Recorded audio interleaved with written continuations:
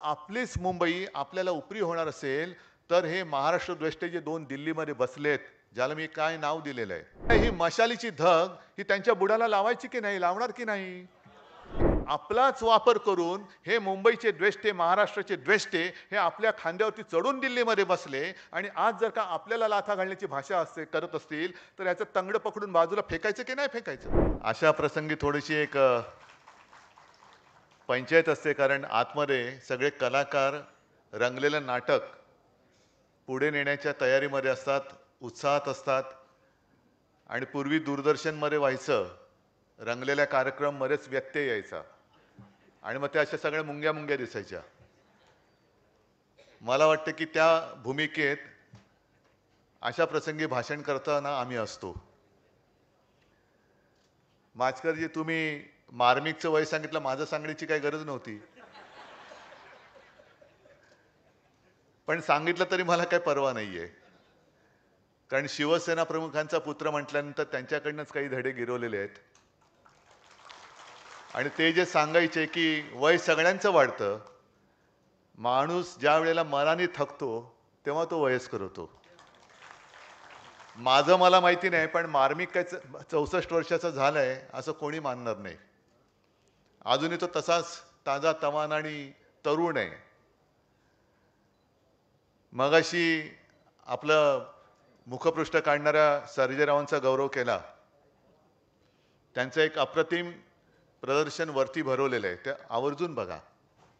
कारण नेहमी आपण व्यंगचित्र म्हटल्यानंतर, साप्ताहिक म्हटल्यानंतर कवर बघत आलो, पण सगळी कवर एकत्र आल्यानंतर मग तो सगळा काळ आपल्या डोळ्यासमोरून जातो किंवा उभा राहतो. 64 वर्षाच्या वाटचालीबद्दल काय सांगायचं? दिवाकरजी, तुम्ही तुमच्या आठवणी सांगितल्यात. एक तर मला असं वाटतं, मार्मिकचा प्रवास असाच एक कार्य की ज्याच्यामध्ये सगळ्यांना आपापल्या आठवणी भरभरून सांगता येतील. आणि हा एक चमत्कार आहे. मार्मिक हा एक चमत्कार आहे, सामना हा एक चमत्कार आहे, शिवसेना हा एक चमत्कार आहे. मी चमत्कार एवढ्यासाठी म्हणतो की ही सगळी किमया, ही सगळी दुनिया एका व्यंगचित्रकाराने केवळ आपल्या कुंचल्याच्या आधारावरती केलेली आहे. एक कुंचला. आणि आपण बोललं ते बरोबर आहे. संयुक्त महाराष्ट्राची चळवळ झाली होती, मुंबई महाराष्ट्राला मिळाली होती. मुंबई म्हणजे मराठी माणसांनी मुंबई मिळवली होती. आणि मग एक साधारण वातावरण असं होतं की आता संघर्ष खूप झाला, किती काळ संघर्ष करायचा? जरा थोडेसे काही करमणुकीचे क्षण हे मराठी माणसाच्या आयुष्यात का नसावेत? आणि ते करमणुकीचे क्षण आणण्यासाठी शिवसेना प्रमुखाने, अर्थात तेव्हा शिवसेना नव्हती, मार्मिककार आणि माझे काका श्रीकांतजी यांनी व्यंगचित्र साप्ताहिक सुरू केलं.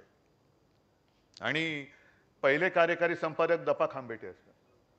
आता तुम्हाला कळलं असेल की किती मोठ्या जबाबदारीच्या खुर्चीत तुम्ही बसलाय. कारण हे कार्यकारी संपादक पद जसं आता सामनाचा संजय राऊत आहे, तसंच दपा खांबेटे, प्रमोद नवलकर, आज पंढरीनाथ आजारी आहेत, रुग्णालयात आहेत, पण प्रत्येकाने हा किल्ला समर्थपणाने लढवला. आणि तो काळ सगळा भारावलेला होता. व्यंगचित्र ही बघता बघता मी लहानाचा मोठा झालो. काय योगायोग आहे मला कळत नाही. मार्मिकचा आणि माझा जन्म एका सालातला, 1960. तो आज मी मार्मिकचा संपादक झालो, सामनाचा संपादक झालो. शिवसेनेच्या स्थापनेचा नारळ हा माझ्यासमोर फुटला. कदाचित चंदूमामा तेव्हा हजर असणार. आणि त्या नारळातून जे काही शिंतोडे उडाले, मी अनेकदा सांगितलं, मी कधी स्वप्नात विचार नव्हता केला की शिंतोडे मला एवढे भिजवून टाकतील की मी शिवसेनेचा पक्षप्रमुख झालो. हा सगळा वारसा घेऊन मी पुढे जातोय. मला कल्पना नाही मी तो वारसा किती समर्थपणाने पुढे नेतो, पण आपण सगळेजण आहात, त्याच्यामुळे मी काय करतो याची पर्वा नाहीये. तुम्ही माझे सगळे सोबती आहात आणि तुम्ही सगळे साथ सोबत अगदी संकटात सुद्धा देताय म्हटल्यानंतर मी शत्रूची पर्वा का करू? मी कशाला पर्वा करू? तर सुरुवात ही मार्मिकची अशी झाली. आणि मग नंतर एक एक गोष्टी समोर यायला लागल्या. एक एक कंपन्यांमधल्या कामगारांच्या लागल्या. आणि त्या कामगारांमध्ये परप्रांतीयांची भरणी जास्त होती. मग महाराष्ट्रामध्ये म्हणजे मुंबई मिळवली आपण, पण मुंबईमध्ये मराठी माणसाचं स्थान काय? सगळं हद्दपार व्हायला लागला. हद्दपार व्हायला लागला. मराठी माणूस मुंबई सोडून जायला लागला. नोकरी मिळत नाही, कोणी दारात उभं करत नाही. आणि एका गोष्टीचा मी जरूर आवर्जून उल्लेख करेन, स्थानिक लोकाधिकार समिती, जिचं ती शिवजयंतीची जी मिरवणूक निघते आणि तोच तो परिसर मी गेल्यानंतर बघत असतो. दुतर्फा सगळी बिल्डिंग भरलेले असतात. कोण खिडकीतून डोकावत असतं, कोण गच्चीतून असतं, कोण पॅराफिटवर उभं असतं. सगळे आतली लोक बाहेर कौतुकाने बघत असतात. आणि माझ्या मनात तोच विचार येतो की अरे, हाच तो विभाग होता, इकडे मराठी माणसाला एंट्री नव्हती. मराठी माणूस दार फोडून आतमध्ये गेला आणि आता खिडक्यातून तो बघतोय की माझा शिवसैनिक कसा तिथून गर्जना देत चाललेला आहे. ही मार्मिकची ताकद, ही शिवसेनेची ताकद. आणि ह्या याद्या जेव्हा समोर यायला लागल्या टेलिफोन डिरेक्टरीमध्ये, मराठी माणसांचा पत्ताच नाही, म्हणजे कुठे कनेक्शनच नाही, तर नाव कसं येणार? आणि मग करता करता करता ते याद्या प्रकाशित व्हायला लागल्या. वाचा आणि थंड बसा, जे आपल्याला सगळ्यांना माहिती आहे. आणि मग सगळी लोक जमा व्हायला लागली. एक दिवस मग माझ्या आजोबांनी, बाळासाहेबांनी विचारलं, अरे हे सगळं करतोयस तू, लोक एवढी येत आहेत, काय पुढे काय करायचं ठरवलेस की नाही? काय संघटना वगैरे काढायचा विचार आहे की नाही? तर बाळासाहेब म्हणाले, हो तसा विचार चाललाय. नाव काय ठरवलंस? तर आता विचार चालू आहे. आणि पटकन आजोबांनी सांगितलं, शिवसेना. शिवसेना झालं. काय वार मुहूर्त वगैरे काय बघितला नाही. सहदेव नाईक म्हणून तेव्हा ते सहकारी होते. नारळ आणला फोडला, शिवाजी महाराज की जय, आणि शिवसेना सुरू झाली. हे सगळं तुम्हाला का परत सांगतोय की मास्कर साहेब, तुम्ही आता जे सांगितलं की जास्तीत जास्त वर्गणीदार वाढवा, आताचा जमाना असा आहे की वर्गणीदार आमच्याकडे जास्त आहेत म्हणून मार्मिक आमचा.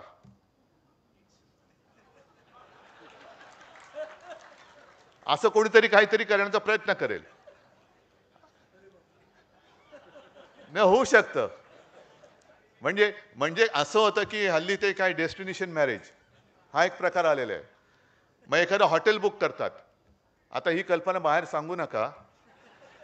हॉटेल बुक करतात म्हणजे सगळ्या 100% खोल्या बुक करून टाकतात. सगळं हॉल बुक, सगळे बुक, टॉयलेट बुक, हे बुक, ते बुक, सगळं बुक. तरी कोणी क्लेम केला की 100% खोल्या माझ्या नावावर आहेत, ह्या आजपासून या हॉटेलचा मालक मी. ही अशी सगळी लाचारी सुरू झालेली आहे. आणि ह्या सगळ्या गोष्टीकडे बघितल्यानंतर आजोबा संयुक्त महाराष्ट्राची चळवळ लढलेले होते. स्वतः शिवसेना प्रमुख माझे काका हे त्यावेळेला सुद्धा अगदी नावाने नसले तरी आज आचार्य अत्रेंचा सुद्धा जन्मदिन आहे. मग मराठा असेल, नवयुग असेल, त्यांच्या त्या प्रकाशनातून व्यंगचित्र काढायचे मावळा नावाने. मग हा अन्याय समोर चालू असताना स्वस्त कोण बसू शकेल का? मग सगळे एकत्र झालं, शिवसेनेची स्थापना झाली. त्याच्या आधी वाचा आणि थंड बसायचं जे एक शीर्षक होतं, ते वाचा आणि उठा, वाचा आणि उठा, त्यातूनही शिवसेना जन्माला आली. तुम्ही म्हणाला, हे सगळं माहिती आहे, का परत सांगताय? पुन्हा तीच वेळ आता आलेली आहे. आता सुद्धा मरे मरे कुठे जेव्हा बातम्या येत आहेत की मराठी माणसाला प्रवेश नाही, मग ती कंपनी असेल, इमारती असतील, मग तो जी काय भाषा होती ती पुन्हा आम्हाला वापरावी लागेल का? कारण एअर इंडियामध्ये मराठी माणूस कसा शिरला, मराठी माणसाला न्याय कसा मिळाला? सुधीर भाऊ होते तेव्हा स्थानिक लोकाधिकार समिती, आणि त्यांचा कोणतो तो एमडी का कोण होता, एमडी होता का एमईडी होता माहिती नाही मला, तो नंदा. नाही म्हणे असं नाही चालणार, तसं नाही चालणार. सुधीर भाऊ बोलतायत आणि कोणालाच कळलं नाही, खाटकन आवाज आला आणि पुढच्या क्षणाला बोलले तो नंदा गाल चोळत होता. मग एक कानाखाली आवाज काढल्यानंतर एअर इंडियाचे दरवाजे उघडले.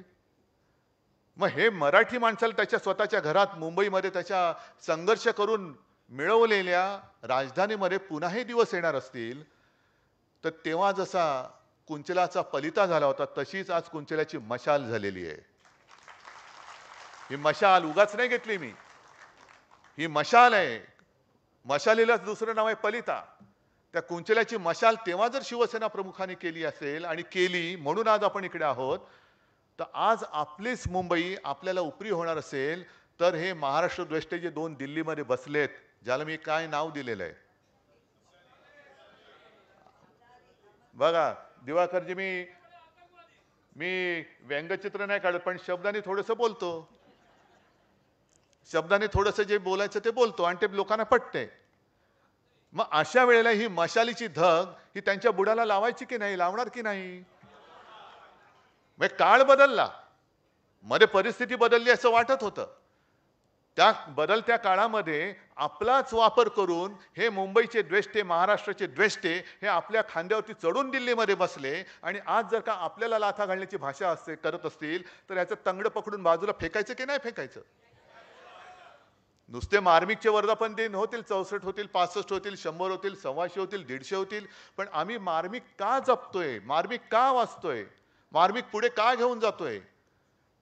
नुसतं काहीतरी दर आठवड्याला येतोय आणि रद्दीमध्ये बरा पडतोय म्हणून नाही, तर त्याच्या पानामध्ये आपल्या आयुष्याचं मार्गदर्शन असतं की कसं जगायला पाहिजे. न्याय हक्क म्हणजे काय, आणि म्हणून ते जे ब्रीद वाक्य आहे ते आहे ना, काय, खिचो न कमान को न तलवार निकालो, जब तोप मुकाबिल हो तो अखबार निकालो.